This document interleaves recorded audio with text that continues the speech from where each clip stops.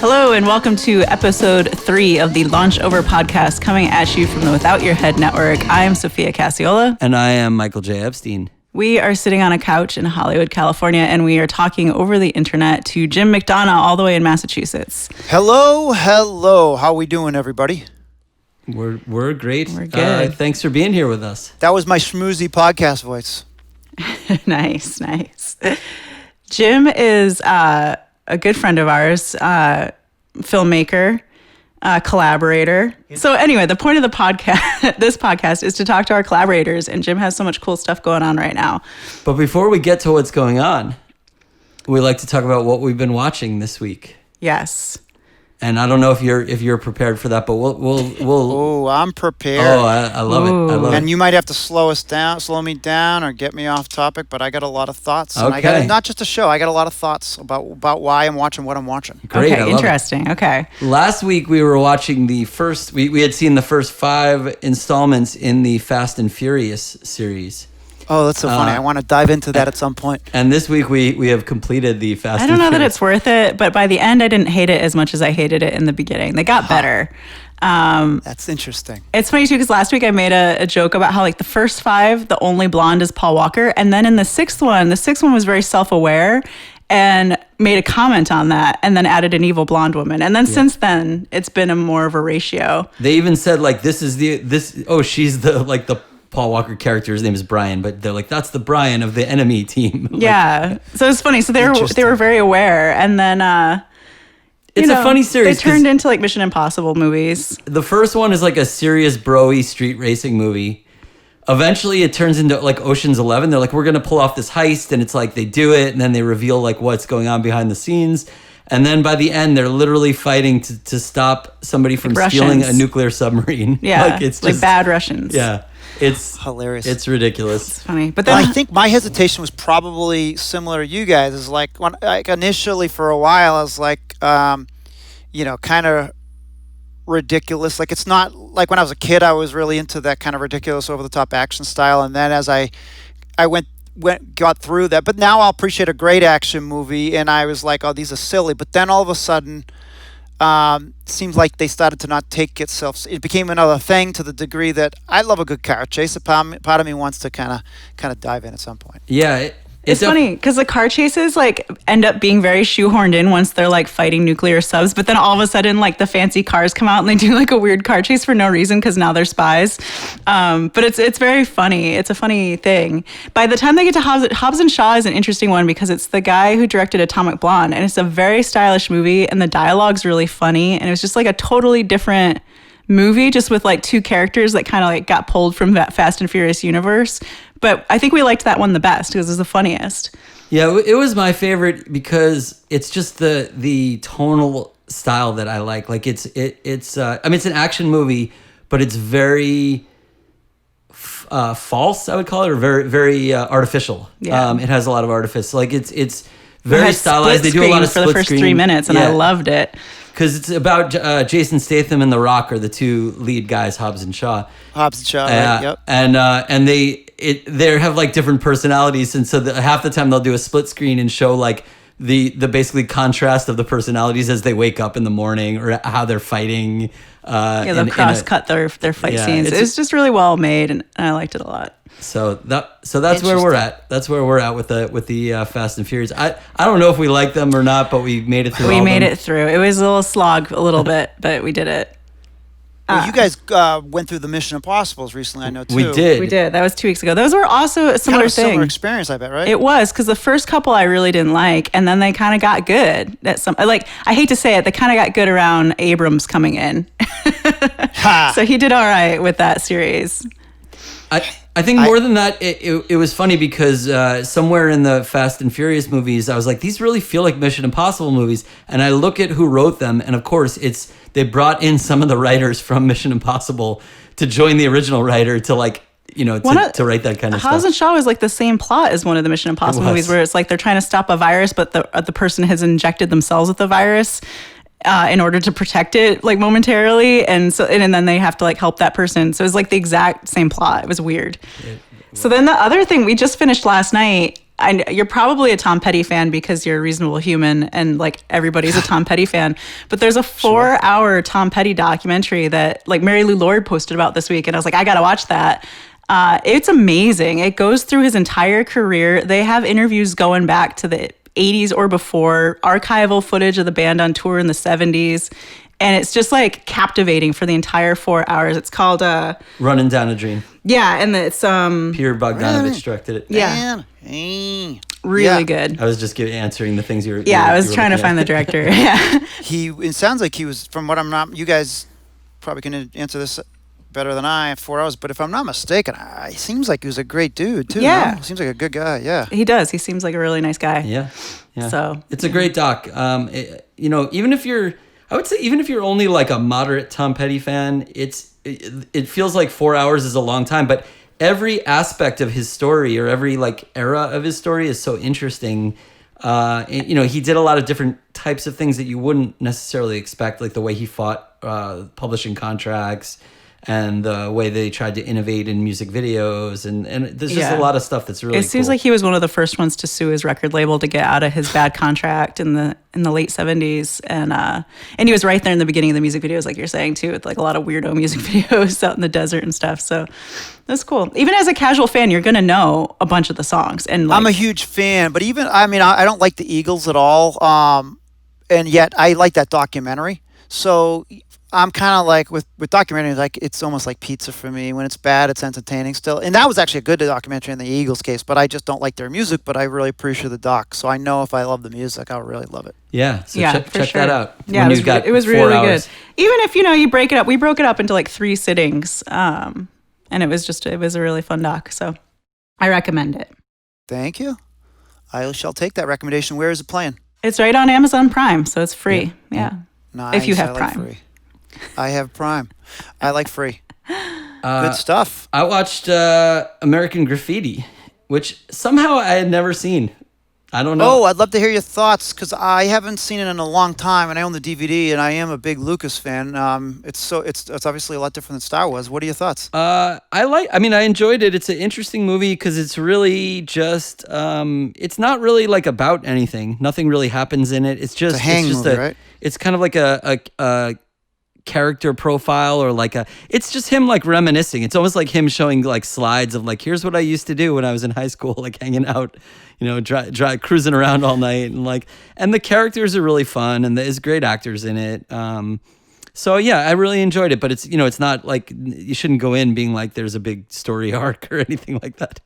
It's a 70s story arc, which means there's a lot more subtlety to like how it's told. But I dug it. That's one I'd really love to revisit because I think when I saw it originally, I liked it, but I was not in the same headspace I'd be now because I watched it as like a teenager, and it literally has been that long. Yeah, I think I wouldn't have gotten the movie at all as a kid. Like if I watched it as a kid, I wouldn't have connected with it at all. And especially if you're going in thinking Lucas, and I always loved like THX 1138, and obviously I like Star Wars, but I think I would have not really been able to understand like what this was in that context. Sure. Yeah. Good stuff. And I think the last movie we watched was something that was part of the Horrible Imaginings Film Festival kind of showcase that they're doing. They do individual films as well as the festival, which is coming up at the beginning of September, I believe. But we saw this movie called Uncle Peckerhead, and it was a fun little like indie movie about a band who there's almost like there wasn't quite enough, I would say, but there's a lot of like the making fun of what being in an indie band is like touring and playing to nobody and all that stuff. And so we connected with a lot of that stuff, having played in bands for years. The band ends up with a roadie who is possibly not entirely human, I guess. All right, Jim, what have you been watching? All right. I think that covered us. So let me, I got to have a setup. I got to have a journey here because this is how I see the world. So my wife was a dance minor, and she's a musical fanatic. And I kind of feel about musicals the same way I feel about certain film genres. Like, use example of romantic comedies, music, same thing. I love a great one, but if it's a mediocre one, it's all relative, right? But or a bad one, I'm not in. Whereas documentaries, for example, like I said, I think earlier, it's like I'm like so forgiving. Science fiction, I'm so forgiving. Comedy, like I'm super strangely, even though that's like what I attempt to make. I'm probably the toughest judge. It's really hard to get me to like something. So for a musical, I'll love a great musical, but I won't kind of watch any musical per se. And I do believe there's a lot with musicals. You gotta, obviously, in person is wildly different than, let's say, on TV. So Hamilton was a musical I had heard about kind of peripherally. I didn't really know much about like the actual production itself. I loved American history growing up, but not necessarily a musical guy. I was kind of borderline intrigued about it just because of the big, you've heard so much about the musical for forever.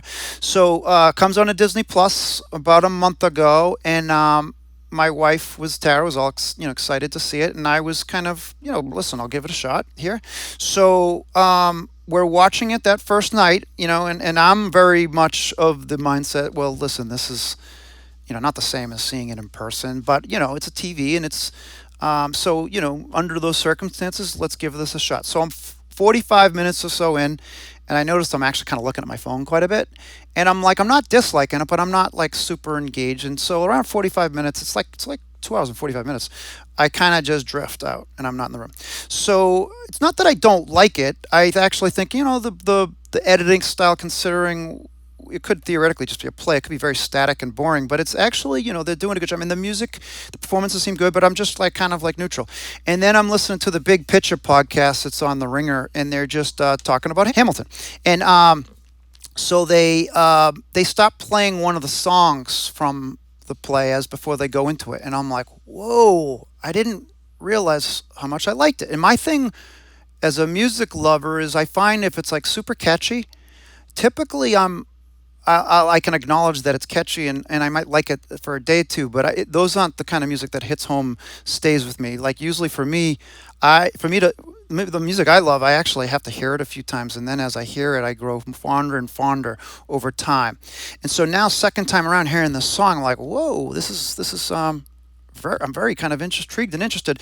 And then I just kind of found myself on Wikipedia, and I'm going in to look into the dual stuff, and I'm like, wow, this is nuts. And then I'm starting to listen to more of the song, and I start listening to on Apple Play. So all of a sudden, over the next week, I become absolutely obsessed with the music of the soundtrack. I'm obsessed with the story. I'm super duper emotional about, we have a habit in this country of idolizing this group of individuals who are extremely flawed, and somehow like what they said at that time is gospel, unless it's something that doesn't fit their narrative, and then it's no longer gospel. But like, I think, we tend to do this in general, but like, everything's black or white, heroes or villains. So, they're very complicated figures. By any definition, the founding fathers, from my perspective. But I still find it kind of interesting. And then, so, as I'm listening to it through the lens of folks of color during the interesting and crazy times we have, when it was written for 2000 and out there on the Broadway scene, 2016, we were going through some interesting stuff, but not as kind of crazy as now. Honestly, like, wrecked me in a lot of different ways, good and bad, when emotionally. And then through the lens of the rebels are folks of color, and the king is in British or white folks, and flipping that part, and the idea that the revolutionary folks of our times are potentially folks of color. Then I go watch the play on Disney Plus now, and it's like one of the most powerful things I've ever seen. I'm absolutely beyond obsessed with the music, with the story. This is a whole other conversation that honestly I could get into this all day long, and I don't want this to be the Hamilton Revolution podcast. My litmus test is a simple one on the founding fathers. Is if you own slaves, period. That's you're Right. out. And then I'll hear the conversation. Well, things were different. Every person who says things were different when it comes to that point, I guarantee if you challenge every one of them, it's like, okay, what if child murder was okay then? If things were different then, would that be appropriate? Because child murder.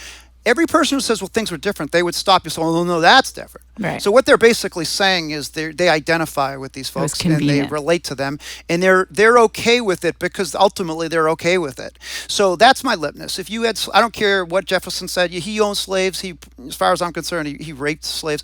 But having said all of that, that's a big all of that here.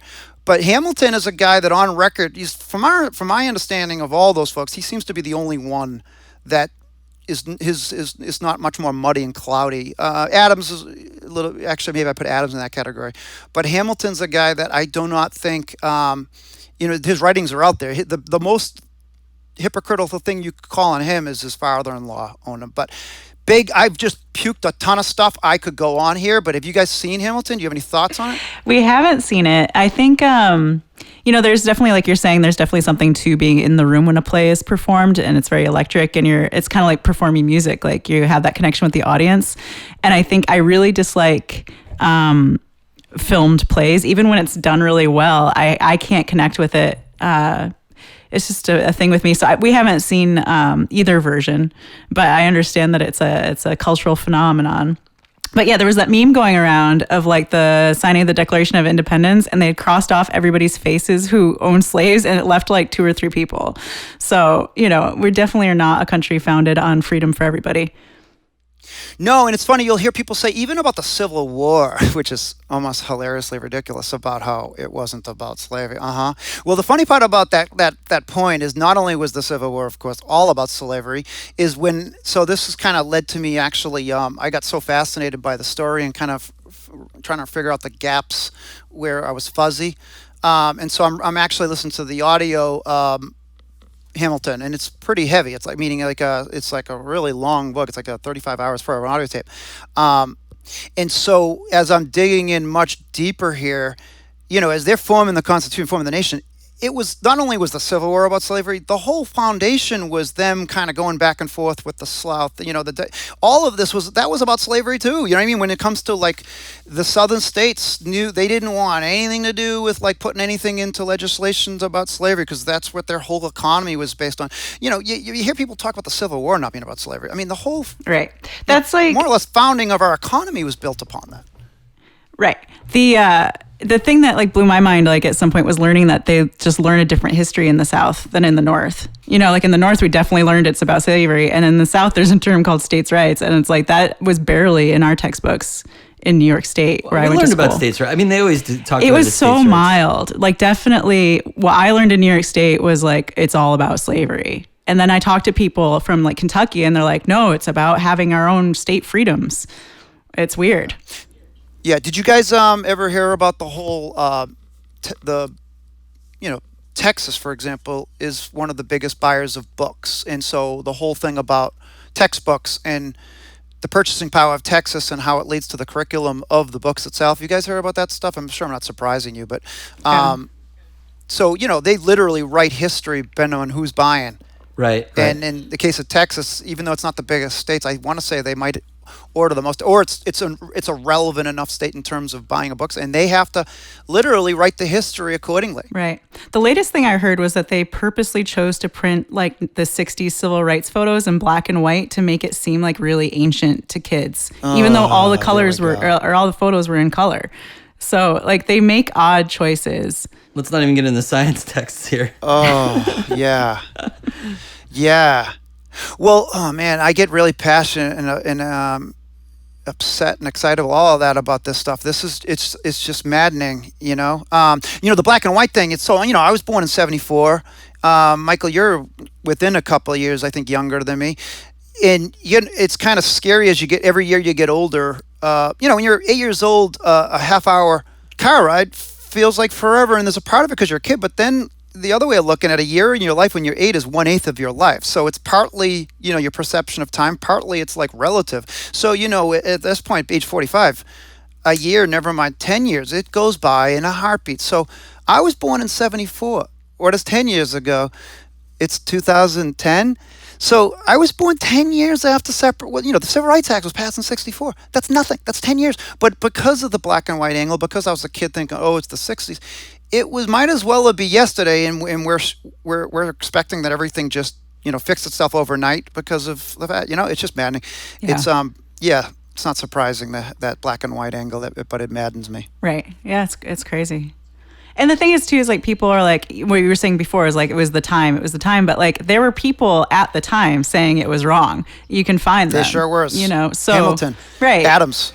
Abigail Adams. So it's not like people didn't know, like they were like ignorant to it. They knew it was wrong, or somebody was telling them it was wrong. So.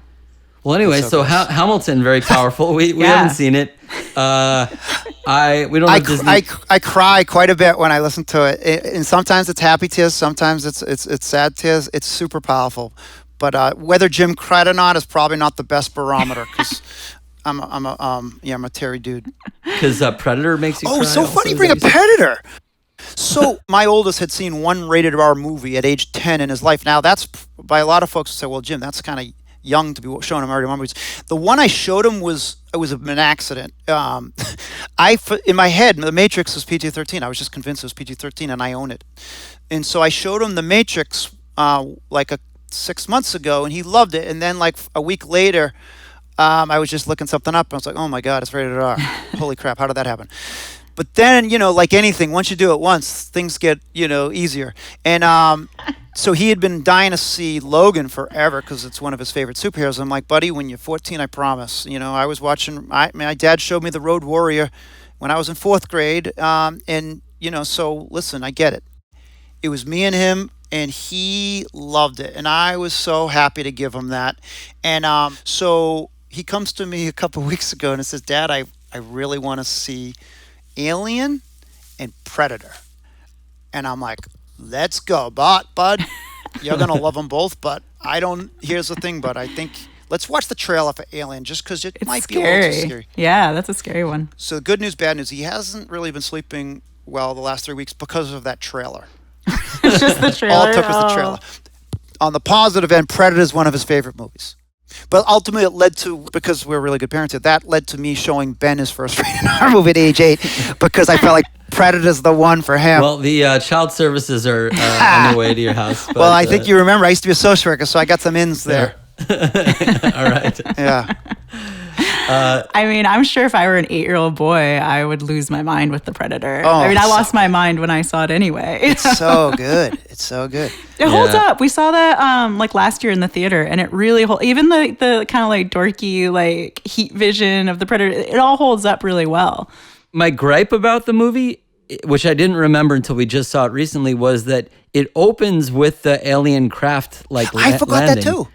And so I had forgotten that, but I think that's actually like a really bad spoiler because you don't know anything. I mean, this is a really interesting thing about current times and about the way we used to watch movies, because it was way easier to like go into a movie knowing absolutely nothing in the past. Now it's like all on the internet and it's all in the trailers. But like Predator, I think the movie relies on you having no idea what's going on until halfway through. And I'll tell you one that might blow your mind, or it might not. Terminator 2. Oh, so funny you bringing this up. Okay, this is weird. Go on. When you're watching Terminator 2, you're supposed to think that Arnold Schwarzenegger is going to kill them until the moment where he says, "Come with me if you want to live." But the trailer ruins it, and the whole campaign about it. You know that he's the good guy fighting this other guy, but like the entire movie is structured such that you're watching it with the anticipation of him as the hunter. So like it would be great to see those, it's somebody who knew nothing about it, show them Terminator and then show them Terminator 2 and see what their experience is, because it's going to be way different than what any of us had. I mean, I saw the movie kind of fresh, but I had seen the trailer. I knew all about what was going on with it. Michael, it's so funny you say this is so weird. So I forgot there was 2 other, I'm telling you, these are the only rated R movies I showed him. So last week, we watched both of them back to back. And funny enough, that he knew about the second one, and I told him that I knew because of the trailers, but he made the point, because he couldn't help but know about the second one because it's even culture. We both were saying, man, this is so nuts, because imagine Linda Hamilton, before... he was like, she's going to freak when she sees him because he just watched Terminator, knowing that she doesn't know better. And to your point, that could have been like one of the most powerful things ever. But by then, we all knew. It was in we knew he was good.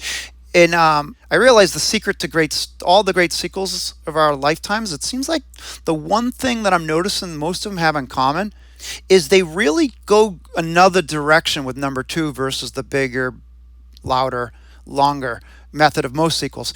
Empire Strikes Back, for example, Terminator 2, they really go it's just a different story, a different technique. Everything's totally different. And I don't like, if I think of all the great sequels of all time, that's kind of oftentimes a common trait. Like they completely surprise you with the second one.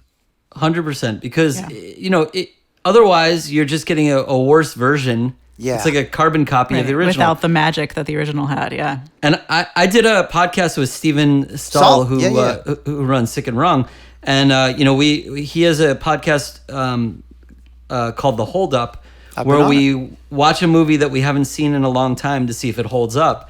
And we watched, for my episode, we watched Bill and Ted's Bogus Journey. And I have to say, I did not love it when I saw it first in 1991 at the movie theater. I thought it was okay. Like, I liked it okay. But watching it again, I really appreciated how much they did what you're talking about, where they really just were like, we're abandoning the concept. Because the obvious thing to do would be like, okay, they have to do another school project, so let's go get some people from history and do that. And they just didn't do that at all. Interesting. It's funny. That's one of those movies that I saw I somehow missed it, and then I watched it in college in '97, like years later. I think the second one is worth another look. Gremlins 2 is one of my favorite movies. That's what I always cite as that's a good example. And I hated it as a kid, not realizing what they were doing. That's one I need to see again, because I know I will appreciate it for sure now. But at the time, I went in expecting a similar movie, and I was disappointed. Right, yeah. I think, maybe it's just my taste, but when I saw that in the theater, I immediately decided it was like one of my favorite movies ever. Awesome. And it hasn't changed yet since. But I was less cultured as a youngin', apparently. So anything else you've been watching that you want to cover before we move on to The British Office? Ricky Gervais as a dude. I'm not saying he's a bad guy, but I think he tends to punch down more than punch up, where he punches down a little bit too much for my liking. Everything I've heard about Carell is a great guy, and yet they take the same kind of character, in the case of the American Office, over say like 8 years. In the case of the British Office, literally over 2 years. He's kind of a swarmy asshole from the start to the end with Gervais's, and I think that was the intent of the character. But I think Michael Scott and Steve Carell's humanity can't help but show through. They tended over time to kind of start to write the character. At his heart, he's a good guy, and I think honestly they had no choice but to write into the character because of Steve Carell's essence coming through. And I just find that interesting, and some of the differences between the two. Yeah, I mean, we had tried to watch the British one, and we felt that it was so mean-spirited. Yeah. And so we didn't get that far with the Ricky Gervais one. And he is kind of polarizing, because he likes dogs, and he's an atheist, and he talks about that, but then he is very mean, Yeah. So he's definitely a polarizing guy. Did you guys see the Garry Shandling documentary? No. For his DVD, for his Larry Sanders? Larry Sanders show. So Gervais was interviewing him, and he was interviewing him, and they would basically they were both doing interviews for each other, and like they were going to record one first and record the other, and it's one of the most uncomfortable situations, because Gervais basically kind of comes across as an asshole, and Shandling isn't having it, and he kind of like tries to sit with him and like kind of like almost like a therapist, like kind of get into why Gervais is like that. But it's fascinating. It's a great documentary. But I do think Gervais is super talented. Have you seen Extras? I loved Extras. Yeah, it's really funny. Yeah. But also it does get a little, like there's some great episodes, like Patrick Stewart and Ian McKellen are so great. Yeah. But there are some very awkward moments of that show. That whole kind of idea of like making people uncomfortable with their comedy, in some cases I'm totally okay with it, but in other cases I'm not. That's it's so funny, because like I'm not claiming to be a comedian, but it is what I attempt to do with comedy. And it's so funny, like a lot of the comedic world, they're always whining and about people being sensitive, and I'm using that word whining for a reason, and about cancel culture and how they can't say what they can't, this, that, and the other. And I always find it super fascinating. And I'm of the opinion that smart, truly funny people can continue to adapt and find different ways of being funny. And that it's not like anyone's going to jail for this stuff. If people reject it, that's okay. That's part of Yeah. the whole That's the deal thing. here, right? Yeah, you're a product. You're a product, and if people don't like your product, then they're going to stop giving you money. That's Yeah. all it is. You're not entitled to an audience. No, and then the thing is, even Dolly Parton this week, there was a big interview with her about how she changed the name of her one of her rides a long time ago. It was called the Dixie Stampede, and she realized that Dixie had negative connotations to a lot of people, so she just renamed it Dolly's Stampede. And she said, once I realized it hurt people, I adjusted. And that's all it is. If you're a comedian and you're punching down and you're actually hurting people, you need to rethink what your priorities are and find something else to be funny, because there's a lot that's funny in the world and you don't need to actually hurt people. I do hope is that we do, not saying you shouldn't, if someone did something in the past, I'm not saying we shouldn't acknowledge it, I'm not saying we shouldn't talk about it, but I do think we should have room to allow people to grow, meaning comedy, for example. My views on comedy have changed. My views on what I would make fun of or what I would laugh at have changed. And I'm not suggesting, let's say there was Twitter in 1995. I'm personally happy there wasn't, because knowing what I could be out there. But let's say there was. Should I be hypothetically now punished for that? You could say yes or no. And I'm not, I'm not saying I would have said crazy things, but just something as simple as what I found funny has evolved. And it's evolved because I've learned, to your point about Dolly, if people are sensitive to things, I don't want people to get hurt, but Right. where it gets interesting is sometimes you can't always anticipate or control, or you don't do it intentionally. The right makes a big story out of the idea that everybody's just trying to censor everybody and punish everyone but it's really a small percentage of people who are thinking that way. I think the issue is that if there's a pervasive history of bigotry or discriminatory behaviors, it's really hard to believe that those things disappear. If you make a joke that isn't appropriate maybe or wasn't really thought out 10 years ago, it's easy to say, oh yeah, I'm sorry, I didn't, at the time I didn't recognize that it was a mistake. But if your entire career was built on doing a routine that was 2 hours of homophobic jokes or something like that, it's hard to think that wasn't an important part of your identity.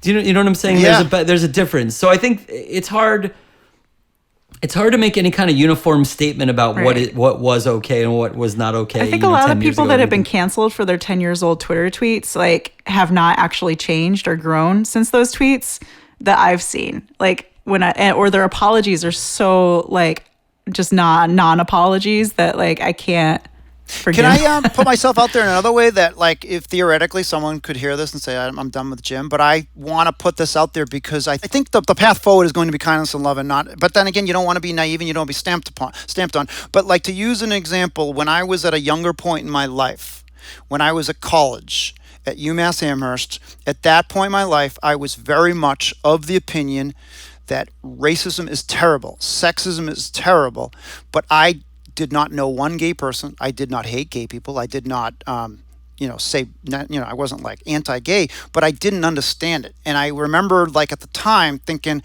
oh, I got no problems. I'm a, open-minded guy, but just in my scenario at the time, I worked a part-time job, and there happened to be a gay guy who would kind of, he would quote unquote hit on me pretty hard. He made me feel really uncomfortable, and I didn't know what to do with that uncomfort. And it manifested it gay people make me uncomfortable. That was my dumb young mindset because I didn't know better. And then it was literally something as simple as I was short on credits. I had to take a seminar. I needed to get a credit at UMass Amherst, and I spent a day it was basically a whole day course on.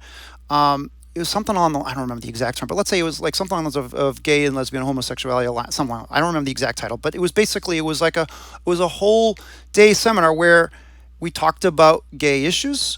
We sat around in a room. It was 90% gay. And, I was so ignorant at the time, before the meeting, I was I'm not even gonna comb my hair because all the guys are gonna be hitting on me. I don't want to deal with it. That's how dumb I was at the time. So I go to this meeting. By the end of the day, I'm holding hands and crying with gay folks to my right. I was literally, I did a 180. My whole life and my whole philosophy literally did a 180.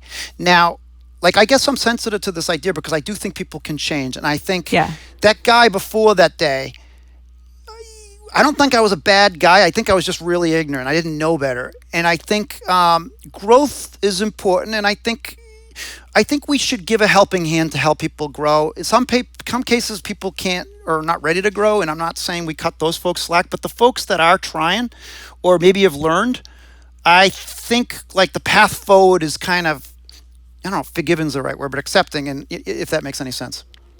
Yeah. I think Michael has a lot of opinions on this. Well, yeah, I know this is now we're like so far on a tangent, but I think the issue is that Jim, I didn't know you in college or whatever, but it's clear that you were always a person with a certain a compassionate sensibility and an interest in showing empathy toward others and recognizing the difficulties that others might face or the struggles that others might face. So even if you made mistakes or you didn't handle things correctly or you had misconceptions, you were a person who was eventually, with exposure, with further education or something, you were going to make those changes and you were going to evolve. There are people, on the other hand, who are willfully electing not to evolve based on whatever dogma they've selected for their lives, and I think it's danger to me. This is just my opinion. Yeah, I am against giving them a pass on it, and I'm against. I think people get mad at me. This is now like a long discussion about how especially it's on Facebook. This is like a Facebook thing for me. I think the best way to make some of those people change. Ultimately, the ones who are unwilling to listen. It's not, if you're willing to listen, you're willing to work, you're willing to adapt. I agree. We should forgive people. People make mistakes. 100%. But if you're unwilling, I think it actually the best approach is to take away all of the resources, all the access, everything from them until they realize that like their choices lead them to having a worse life. I think they have to suffer. I mean, I say this about like the conspiracy stuff now. I'm personally very emotionally. I get it. Yeah. Emotionally invested in the conspiracy stuff. And I think like if you're involved in something that's not based on logic or reason, no logical or reasonable argument is going to change your mind. I can't convince you that the conspiracy is idiotic, because if you would be able to be convinced of that, you would know already that the conspiracy is idiotic. So to me, the cost has to be, the social cost and the personal cost has to be so tremendously high that you have to be willing to pay that price in order to continue living that fantasy. If that cost is so high that you lose your family, you lose your friends, people won't hire you, then I think you start to recognize and associate it with something bad.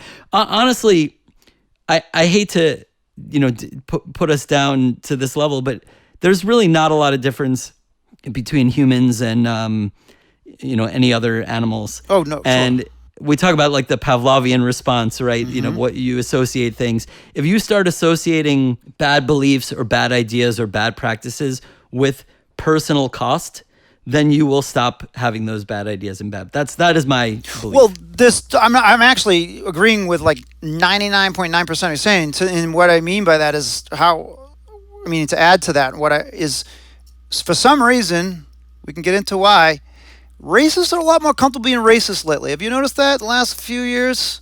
It's almost like they're learning it, that it's okay now. It's precisely the social cost. I mean, it's that there's not a social cost. That's exactly what I'm saying. Peer pressure is a tremendously powerful thing. Yeah, shame. The idea that if all your peers believe this thing and it's acceptable, then you're going to express it, even if you have just a nugget of it.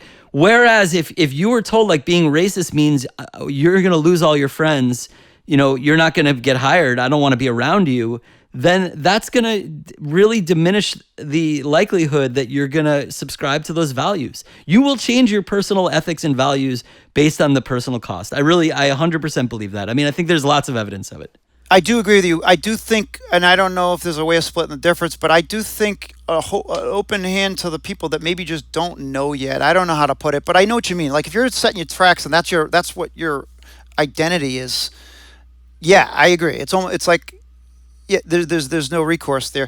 But I do think there's a lot more people that just either don't know better or they just haven't seen the full picture. Well, I think that's exploding in a big way as far as like white people learning about current liberal racism and implicit biases. Like we're realizing like we are actively still contributing to the systemic problems of racism in this country, even though we are liberal and we think like racism is bad. Like you were saying, like, it's very black and white, but it's not like I think white people, you know, like the liberal white people are learning it's not black and white. It's very gray area and we all need to do better.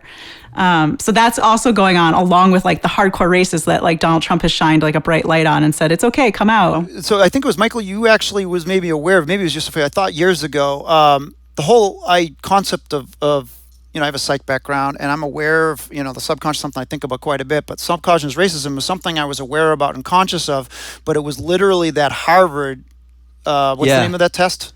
The implicit that bias one test, rocked me because as someone who views himself as like beyond open-minded with this stuff, and I almost like tried to fix the test, like meaning like I tried to like, all right, this says it can find, I'm gonna like go extreme one way so they don't like, just to kind of for a they point, can't catch you, right? you can't outthink the test, and it's and so that's like, I honestly I think 98% of every conversation about race that you argue with people with is with folks that don't understand their subconscious biases. They don't even understand it. They know the word racist is bad. They don't like that word, but then they'll do all the racist things and say, I'm not a racist. You know what I mean? And they don't even they don't know they're a racist, I really think, in most cases.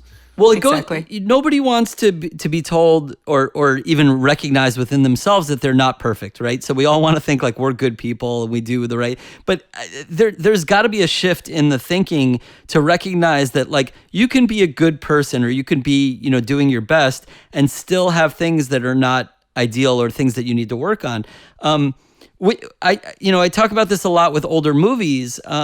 It's not like somebody was like, we're going to be misogynistic or we're going to be racist, but just the way that characters are used.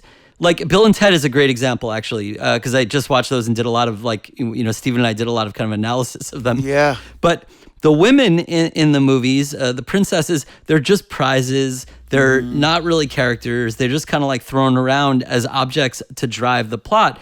And like, what happens if you're a woman in 1987 or whatever year it came out, or 88, and watching that, and you view yourself, like you see yourself on screen as the princess or the prize of the thing, and if you're a male, you see yourself as the hero or the conquest, the person going on the quest. And there's so much media, like that was just the standard for so long that I think girls who were watching that at the time, that's what they're trained to believe. God, yeah. It's kind of like, one of the greatest, I see this all the time. It's like, people are not necessarily like, oh, I hate women or I think women are inferior or anything like that. But like, you just look at like any discussion of men and women, if you look at pictures or anything like that, the important traits for men and the important traits for women are different. The way, like if a little girl walks in the room, they say, oh, you're so cute, you look so beautiful today. Like those are the ways that you pay compliments to girls, because those are the traits. Beauty. Yeah. Yeah, we teach little girls that the traits that are important are appearance traits. Not what she's reading or that she's smart. And again, these are all implicit things. These are not things like, I don't think, when somebody's uncle sees their niece and is like, oh, you look so cute today, they're not like trying to be misogynistic or they're not like saying, oh, I think you're a lesser person. But it compounds. It's like, it's the concept of like microaggressions. Like if that is all you've been told, that compounds into then your identity. And I used to say, like, with James Bond, I love James Bond movies, but, like, I always thought of myself as James Bond. Like, that is the character I identified with. And then at some point, that became not good enough for me anymore, because it's like I didn't identify with the women. And then that started to make me angry, and that there weren't, like, strong female characters in these movies. So it's like, for a long time, I was satisfied to be one of the guys or to, like, see myself as a guy. And I feel like men can't watch a movie or don't want to watch a movie where they identify with the female protagonist. It's like, if you're watching Atomic Blonde, are you identifying with Charlize Theron? Like, I don't know, but that's the way I used to watch movies. I identified with the hero. I'm very alpha. Like, that's just the way I am. But now I can't do that anymore. I can't see the way like Daniel Craig treats women in those movies and still identify with him. So it's like, I'm changing my brain still, But yeah, that's all the implicit. This is what implicit bias is about, and this is what racism and misogyny. And like if you're on the right, you get mad. You're like, oh, they criticize everything. They just want to ruin everything. But like the fact is, the implicit ideas in movies in like the 80s are 100% gonna be bad. You're not gonna find like, maybe if you dug really hard, you'll find a movie or two that's not,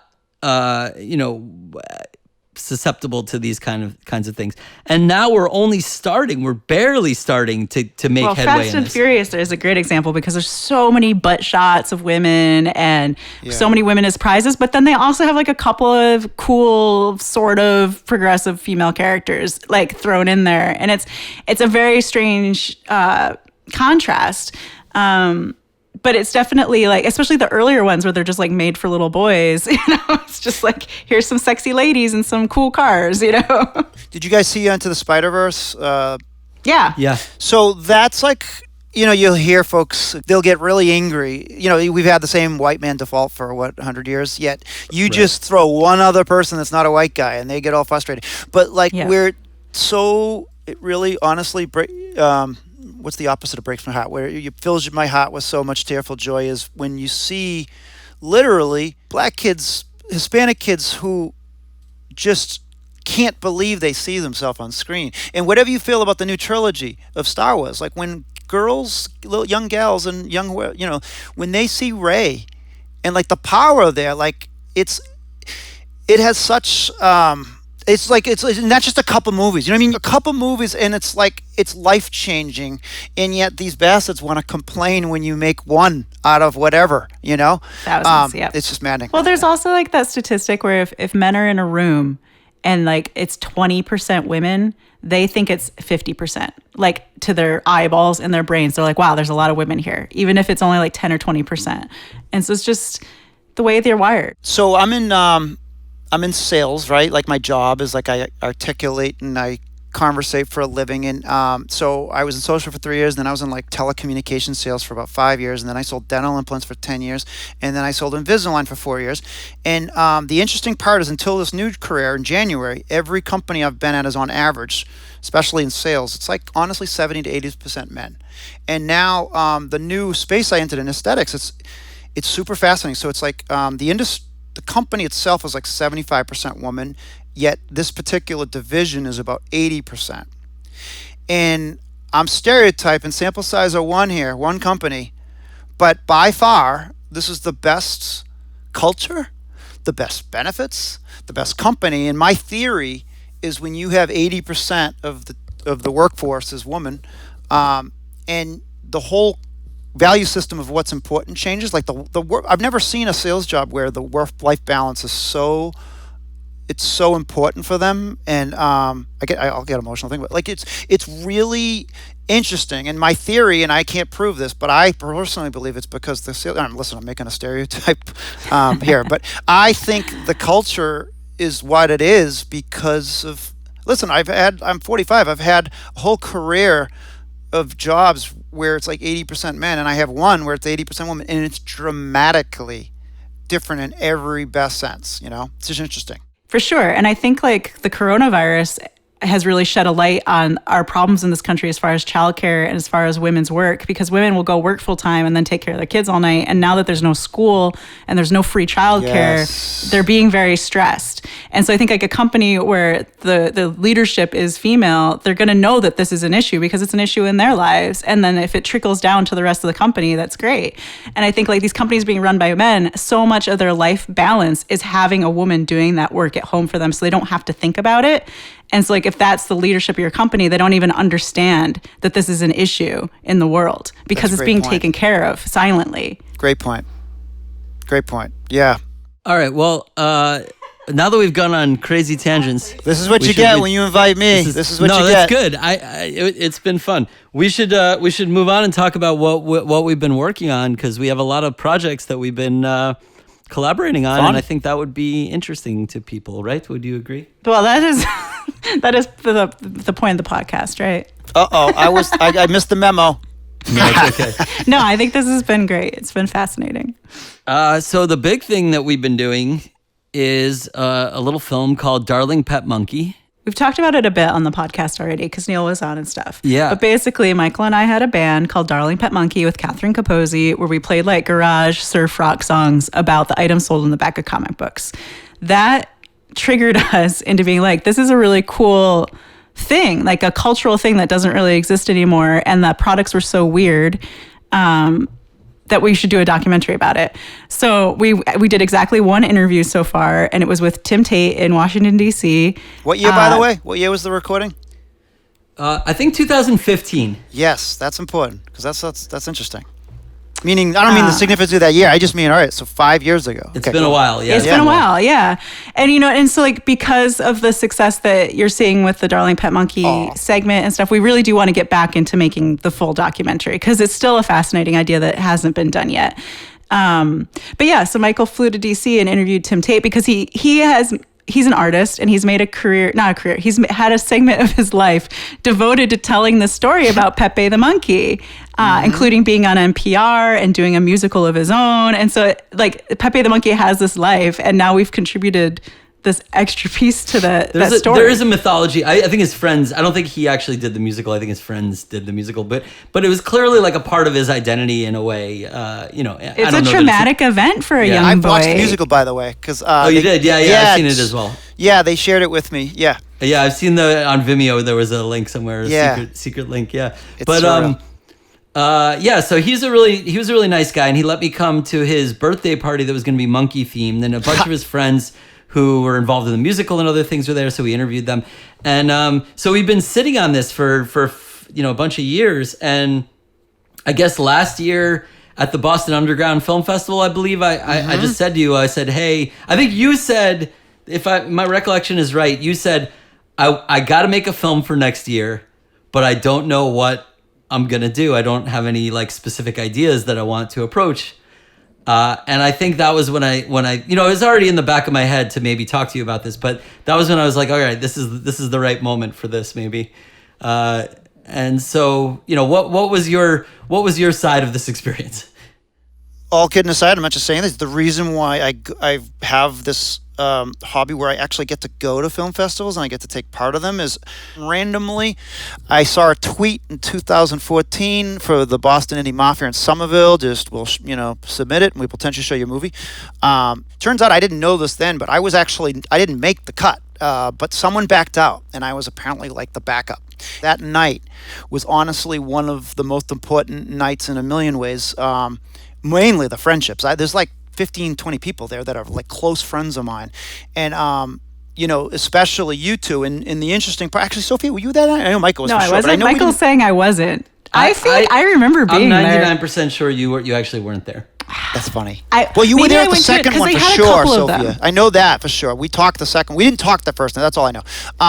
But maybe I went to the second one. There were more than go to one. The second one. Yeah. Okay. So it had a so shockingly good reaction. I just didn't expect it. And this is Manicorn. For anybody who doesn't know, this is Manicorn, which I'll put a link in the description. But it's amazing. It is a movie. I'll tell you I'll interrupt and tell you my side of this moment. I go to this event. I don't know why I went. I just was like, I'll go check it out. I think our friend Izzy Lee was going, and some other people were going who I knew. So I thought I'd go hang out. I don't think I had a film in it or anything. Not that one, no. But the next one, no. But so I just went and I watched the films, and they're fine. They're the type of mix of films you might see at a local like kind of showcase thing. So some of them are good, some of them are less good. But I'll tell you what, Manicorn came on, and I'm like, I fucking love this movie. And I need to meet the person who made this because this is an awesome movie. And so, it was like a mission at that point to be like, all right, who made this movie? Because it, by far, I mean, I'm not, this is not just saying this because it's you, but like it by far, it was like the thing that stood out to me that night. And I recommend it to people all the time. I mean, it's like it's a classic. Not a joke. Thank I mean, you. I had a job application. Where they said recommend something. And I recommended Manicorn, and they told me that everybody in the office there like loved it, and that's they awesome. They thanked me for recommending. You didn't get the job. I didn't get the job, but that's fine. That's so funny. I love hearing that story. You told me that story before, and it fills my heart with so much. Your movie happiness. did better than I did in the job application. Well, for all we know, that might have been the reason you didn't get it. No, they that was like it was the perfect, because for something like that, they're trying to get a sense of your personality, right? And I think that put me up like 10 slots. Oh, that's so nice to hear. Thank you. So anyway, Manicorn, yeah. So we meet at this Indie Mafia event.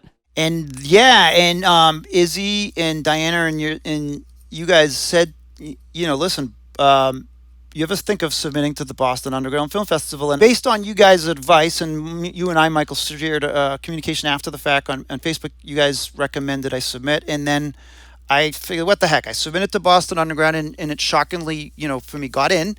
And that experience truly changed my life, and I meaning from a perspective of relationships and connections and creatively. Like, I've worked with so many folks that I've met through that experience, that I've met millions of more from that, like, organically, that's gone over time. So every year, typically, I make one film, and the goal and the hope, and I don't expect it, but I pray it could happen, is that theoretically I could make a film and that could get into Boston Underground Film Festival, so I get to go back and play with all my friends.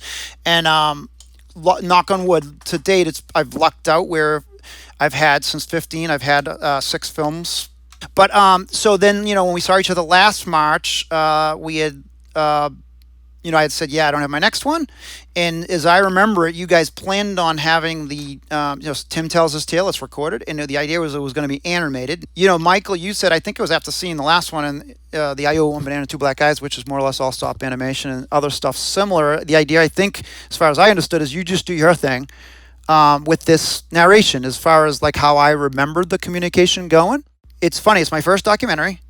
But like Manicorn, for example, these other stories I wrote, and like I like to write, but this experience was so interesting and fun.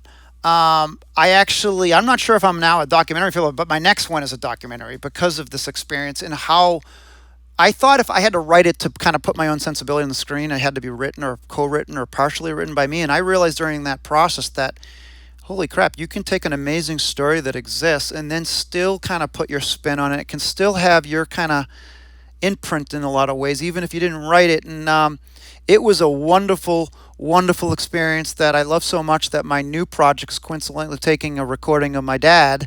That's a whole other story, but like I'm doing kind of like a similar thing. And I am so proud and honored and excited to be invited to be part of this. And if it got into no festivals, it was already a win. And the fact that it's had some success in getting into a lot of festivals, and specifically, I don't know why, but the Fantasia one is kind of it's honestly floored me to the degree where I've been on honestly a 3-week high where I think about it throughout the day. I can't help myself but to brag on Twitter and Facebook nonstop about it. I'm just so, and I don't know why, but like it's weird how this works. Like it's not like you should feel validated by these kind of things, but you can't help but feel validated. And I've always kind of apologized and joked about the hobby for the 12 years I've done it. I've kind of intentionally and unintentionally shit on my work because partly it's insecurity, partly I'm making kind of silly, cheap things. And I don't mean to suggest that it, like Boston Underground and the other ones were not like super validating and super like exciting, because like Boston Underground Film Festival is an amazing festival, and it's like one of the most important things in my life. But I guess just the Fantasia thing, like it's honestly, it feels surreal to me because some of the folks on the screen that I'm sharing with, and some of the where I'm reading, it's literally, as a film nerd geek growing up, I honestly am just if I like lose my hands and my eyes and I don't get to make another thing, this mountain, if this is the mountaintop, this is okay, and I'm happy with it. Like Fantasia, I totally understand what you're saying, because it is like cracking the ceiling of like the next tier up. And I think Boston Underground like is also up there. Oh, God, yeah. It's close to the top of, and it took us traveling through the country and the world to other festivals to realize like how important and great Boston Underground is to all film festivals. It's definitely the one where like people are like, oh, you're in I got to see that film. But Fantasia is like another level of that. And so it's really amazing to get into that. And I'm super bummed it's online this year because I definitely would have gone to like, me too. I would have be like, I'm a producer on this film. Like I definitely would have been that person. But still, it's going to be online and that's also great. And it's because it means we can attend because Michael and I haven't left the house in 5 months. So so it's really exciting, and it's definitely I think it just shows how great your work is. I mean, that's really the thing that we look for in collaborators is people who have passion and vision and ideas that are a little bit off the like beaten path. Right. I like people whose brains just fire a little differently than the norm. And I think your brain fires like a little bit off. Oh, it sure does. That's how we are. I mean, not to, so you don't feel I take it as a insulted. compliment. It's definitely a big compliment because that's who I respond to is like people that are just a little bit off. Right. And I knew that the moment I saw Manicorn, I was like, all right, this guy, I like this guy. And I would love to demystify creativity. I'm 45 and I was first grade, I wanted to be a movie director and I drew every day. And then by fourth grade, I did not do anything creative. From 1984 to 2008, I did not think I was a creative person. I did not touch creativity. And then from that point to now, to think to someone that I'll say, yes, I'm a creative person, but I will also say, I think there's people who say they're not creative are giving them they're not necessarily being truthful and stuff, and they just don't know better. And I think we want to make it this mystical thing, artists sometimes, where it's something that we're special, we do something different. And I actually go the other way. I think it's a muscle, and when you start training your brain to think creatively, to even maybe think uniquely, it's like everything else. Bill Simmons is a sports guy that I typically listen to his podcast, and he would make the analogy when he was working on Kimmel's show is when you're around funnier people, all of a sudden everybody else gets funnier. And I think it's just because you start seeing things in a certain way, and your brain changes. And someone who doesn't think they're creative doesn't know that they're not creative. They just got to try. And I think my opinion is creativity is more about the process than the reward. All the festival stuff is all fun, but it's literally the dessert. Like the fun is the process. The fun is the making thing. There's nothing I'm more excited about than the thing I'm working on. Yeah, for sure. We've gotten more and more into the non-traditional documentary idea. This certainly is your film, Darling Pet Munkee, is a non-traditional documentary, but the entire project is going to be a really non-traditional documentary. It's going to have, all kinds of media. It's all based in reality, but we're going to have because we have the Darling Pet Munkee band songs and music videos and things. So we're going to intercut a lot of different types of material in order to tell the story in a really fun way. King of Kong, Fistful of Quarters. I don't know how you guys feel about the movie, but it's good. It's a good one. Yeah, that changed. That's one of my top comedies of all time, top favorite movies of all time, and it was an affront to the old school documentary style of almost it was like objective news in a film form, and it's almost like we're in another avenue of kind of like art. It's like an old other thing. King Ghidorah, our dog King Ghidorah has started. He tells us when the show is over or when. It's so funny you say that. Guess who else told me the show was over? he's letting us know that we need to wrap up right now. I get it. My Scooty's doing the same. We call it Scooty. She's doing the same thing. By skittering around the room. But before we wrap up, we just want to say thank you for being on, and we want to give you an opportunity to talk about where else you've been working on and where people can see your stuff. When I tell the story, I actually sometimes start crying. So I hope I don't cry here. Maybe it's better audio if I do. But and the irony is I'm not going to cry about what the subject matter of my current film. I'm crying about the possibilities, what I'm going to try to do here ultimately, and I'm going to get super corny. So the experience with Darling Pet Munkee made me realize how much fun I can use with other people's stories. And it doesn't have to be mine. So when my dad was sick, he passed away in February 2019 of lung cancer. He was a big smoker. And in August of 2018, we found out he had a 2.5% chance. He was kind of hiding it from us. And and so we knew we didn't have much time. We don't know how much time. And my dad was a really wild guy in a lot of ways, and he was a phenomenal storyteller. He actually, if you guys ever saw the Tim Burton movie Big Fish, which I'm a big fan of, he really reminds me of my dad of a lot of ways. But he would tell big stories, big personality, really charismatic guy, and he was the oldest of five, and his dad passed away when he was 14, and his mom didn't have her license, and she was off the boat from Ireland. So, he had some interesting challenges at that point. Well, anyways, so he's 14 years old. I'm sorry, let me back up a little bit. So my dad knows he's sick, and he knows he's got all these crazy stories that he told us he would tell us eventually. But now, like, he's got a ticking time bomb, and, he realizes he's got to tell these stories now. So one night, me and Tara and my aunt and her husband were at dinner, and he starts telling these stories, and I committed, I don't know if it's a misdemeanor or a felony. I started secretly recording him because I knew that this is going to be gone soon, and I knew he wouldn't want me recording, and I don't know if he would have. I think after the fact, he would have been fine with it, but a little bit of a violation there. So I record 45 minutes of him telling the most amazing, hilarious stories, and 3 of the stories were about when he was, let's say, 14 years old, and he used to work at the in Quincy, Sophia, your old stomping grounds down that way near Dorchester. He used to sell papers at the church, and so there'd be 5 masses on every Sunday, and he would steal a different car for each mass because people would leave their keys in the ignition. So at age 14, every mass he would take a different car and take it out for a joyride and put it exactly where he was. And then, so he's telling all these stories about stealing cars, and they get funnier and funnier. And so of the 45 minutes, 3 minutes are cars. So it's like my dad's telling his stories, narrated, and it's almost like a laugh track because it's like us dying laughing at everything.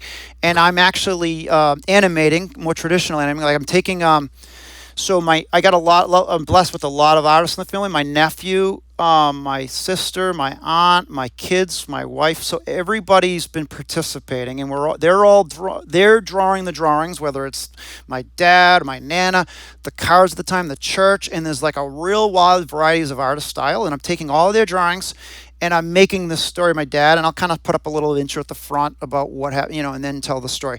And where I get emotional and where I get excited and I think about what this could lead to is my hope here is that I do, as as we were talking, I know you guys listened, but you weren't on the panel, but last night I participated in a panel about storytelling and myth. And I think we have evolved through story, and I think these stories, whether they're true or fake, kind of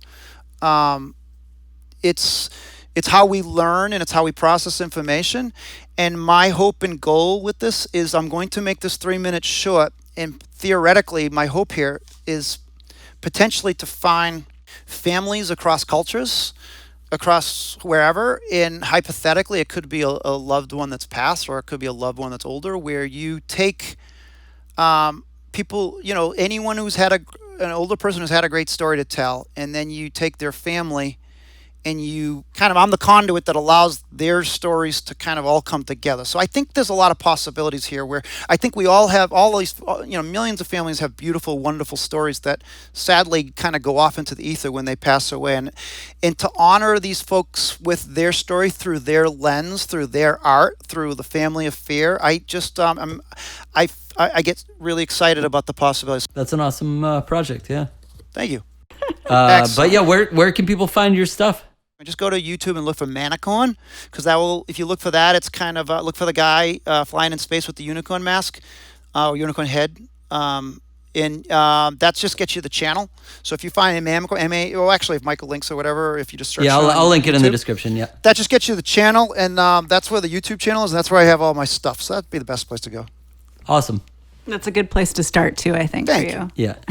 And it's a good place to stay forever. And if you want to see Michael, look out for Idioms Origins Volume 1, which for 3 or 4 years after it came out, I thought it was kind of shitty. And then I watched it actually last week, and I actually got a kick out of it. So I'm coming around on it. That's pretty funny. Yeah. It's not great, but it's I love Tiny Clones too. Yeah, Tiny Clones is pretty amazing That's a as well. classic, yeah. We'll link to a bunch of your stuff, but yeah. Thanks so much for being on. This is a great conversation. This We is a lot of appreciate fun. your time, and have a great vacation. I know you're about to go on vacation. Thank you so much. We're going to try to go somewhere safe without seeing people, which is, we'll see how that goes. All right. But are you going to the drive-in? Officially the first and only, probably the only time this year I'll get to go is at the drive-in at the Happenstance Film Festival, which I'm super excited. Lovely folks who run it. A lot of friends are going to be there. I wish you guys could be there. I'll be there safely outside. But it's a real fun experience between Fantasia and the drive-in. I've never imagined I get to see my film on the drive-in. I'm super excited about it. Yeah, that's one thing that's come out of this. I think that is cool. Is like all these drive-ins are regaining popularity. Part, huh? Well, thanks again, and we'll see everybody next time. Yeah. Awesome. Thanks for having me, guys.